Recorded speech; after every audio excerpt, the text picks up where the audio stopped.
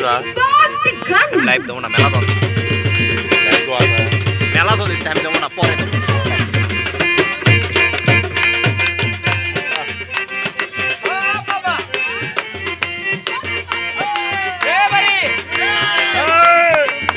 ঠিক আছে হবে না বলে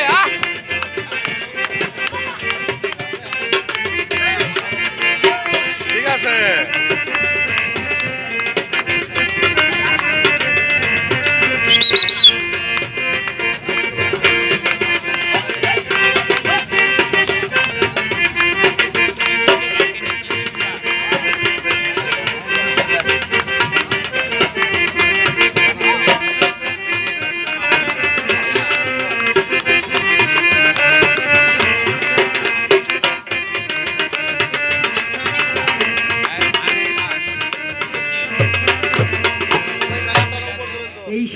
ঋতুর বাংলাদেশে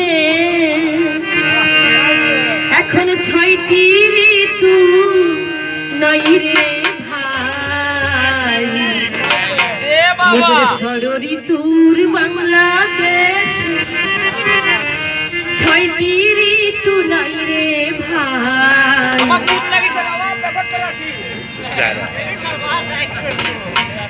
তাই এই চাষির মুখে আজ হাসি নাই আমার চাষির মুখে আজ হাসি নাই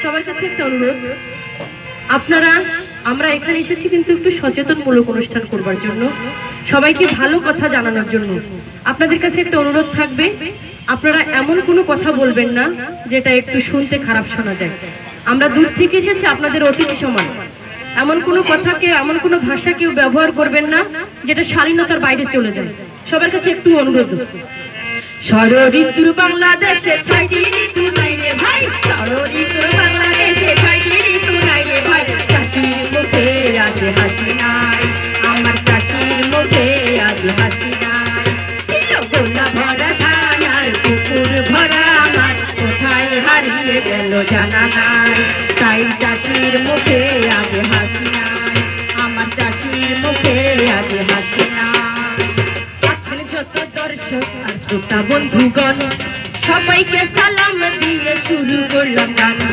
এই যে আমার বাংলাদেশের মাটি সবুজে শ্যামলে ভরা সোনার যে মাঠে ফলতো সোনার ফসল খেতাম 12 মাস মুক্ত বাতাস পরাণ ভরে নিয়েছি নেশার আর প্রচলিত পদ্ধতিতে ধান চাষ করিতে সেচ দিয়ে পানি ভরে রাখি সবাই মিলে গাড়ে জমিতে যদি পানি রাখি ভরি ক্ষতিকারক মিথেন গ্যাস তৈরি হবে তখনই মিথেন গ্যাস বায়ুমণ্ডলে ক্ষতি সাধন করে পচন সৃষ্টি করে ধানের ভীষণ ক্ষতি করে আর দিনে দিনে পানির স্তর নিচে নেমে যাচ্ছে নতুন করে অনেকের বোরিং করতে হচ্ছে তাতে কৃষকগণের বেশি টাকা খরচ হচ্ছে বোরিং মালিকগণের তাতে ক্ষতিগ্রস্ত হচ্ছে তাই আছেন যত সোনার কৃষক মন দিয়া শোনো ভাই আছে যত সোনার কৃষক মন দিয়া শোনো ভাই চাষির মুখে আজ হাসি নাই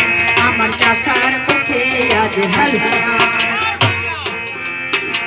প্রকৃতির সাথে যুদ্ধ করা মোদের উচিত নয় প্রকৃতির সাথে যুদ্ধ করা মোদের উচিত নয় রাসায়নিক সার ব্যবহারে প্রকৃতির ক্ষতি হয় প্রকৃতির সাথে যুদ্ধ করা মোদের উচিত নয় রাসায়নিক সার ব্যবহারে প্রকৃতির ক্ষতি হয় যদি অতিরিক্ত রাসায়নিক সার ব্যবহার হয় সাথে কৃষকের জমি আর টাকা নষ্ট হয় তাই আমরা বেশি বেশি জৈব সার দিব জমির উর্বরতা শক্তি বাড়িয়ে তুলিব বন্ধুর পরামর্শে সবাই ধান চাষ করিব পরিমিত পরিমাণে রাসায়নিক সার দিব বন্ধুর পরামর্শে সবাই ধান চাষ করিব পরিমিত পরিমাণে রাসায়নিক সার দিব পরিমিত পরিমাণে রাসায়নিক সার দিব আছেন যত সোনার কৃষক মন দিয়া শোনো ভাই আছে যত সোনার কৃষক মন দিয়া শোনো ভাই চাষির মুখে আজ হাসি নাই আমার চাষির মুখে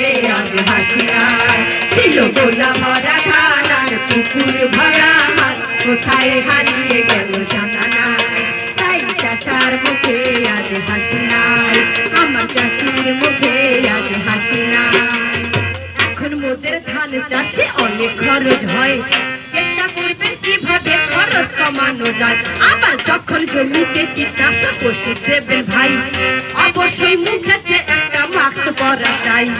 হাতা লম্বা জামা গায়ে পরিধান করিবে, সম্ভব হলে একটি টুপি মাথাতে পরিবে। আর জমি প্রস্তুতকালে সবার জানা যে দরকার, কোন জমিতে কতটুকু দিতে হবে সার, কি পরিমাণ ওষুধ দিলে ফলন ভালো হবে, ওই বন্ধুর কাছে গেলে সকল তথ্য জানা যাবে। তাই সকল তথ্য জানতে হলে বন্ধুর কাছে যান, অধিক ফসল ছাড়তে যদি সুস্থ থাকতে চান, অধিক ফসল ছাড়তে যদি সুস্থ থাকতে চান। বর্তমানে বেড়ে গেছে ক্ষতিকারক পোকা, ফসল ধ্বংস করছে পোকা, কৃষকে খায় ধোকা। আরে বর্তমানে দাদা বর্তমানে বেড়ে গেছে ক্ষতিকারক পোকা, ফসল ধ্বংস করে পোকা, কৃষকে খায় ধোকা। বর্তমানে বেড়ে গেছে ক্ষতিকারক পোকা, ফসল ধ্বংস করে পোকা, কৃষকে খায় ধোকা। এই ক্ষতিকারক পোকা থেকে বাঁচার উপায় আছে, পাখির নামে সহজ একটি পদ্ধতি রয়েছে। আপনার ধান খেতে পাখি বসার ব্যবস্থা করিবে, ধান খেতে পাখি বসার ব্যবস্থা করিবে। বাসা কঞ্চি খুঁটি মরা গাছে ডালে দিবে, ধানে ফেকে ফাঁকে ফাঁকে ফুটিয়া রাখিবে, শ্যামাদয় ফিরে খালি চালেতে বসিবে। দিনে দিনে দৃষ্টির মতো মাঝরা পোকা খায়, পোকার সাথে ডিম আর পুতলি খেয়ে নেয়।